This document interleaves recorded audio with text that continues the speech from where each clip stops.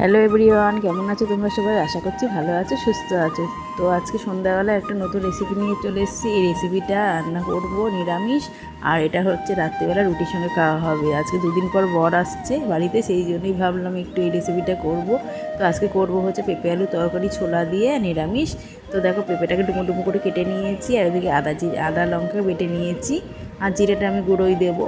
আর এখানে পেঁপে আলুটা ভালো মতো ধুয়ে নিয়ে তারপরে কড়াইতে তেল গরম হয়েছে, তখন দিয়ে দিচ্ছি হচ্ছে জিরে ফোড়ন, তারপরে দিয়ে দিলাম হচ্ছে পেঁপেগুলো ভালো মতো ভাজা ভাজা করে নিচ্ছি। তারপর দিয়ে দেবো নুন আর হলুদ দেওয়ার সঙ্গে সঙ্গে একটুখানি ভাজা ভাজা করে নিতে হবে। তারপর দিয়ে দিলাম একটু ছোলাগুলো দিয়ে একটু ভাজা ভাজা করে, তারপরে যেটা আমি বেটে রেখেছিলাম সেই বাটা মশলাটা দিয়েছিলাম, যেমন আদা আর কাঁচা লঙ্কা। তারপরে ওইটার সাথে দিয়ে দিলাম একটুখানি জিরে গুঁড়ো, তারপরে জল দিয়ে একটুখানি সামান্য কষিয়ে নিলাম। কষিয়ে তারপরে যখন ভাজা ভাজা হয়ে গেল, তখন আমি দিয়ে দিলাম সামান্য পরিমাণ জল, দিয়ে আমি ঢেকে রাখলাম।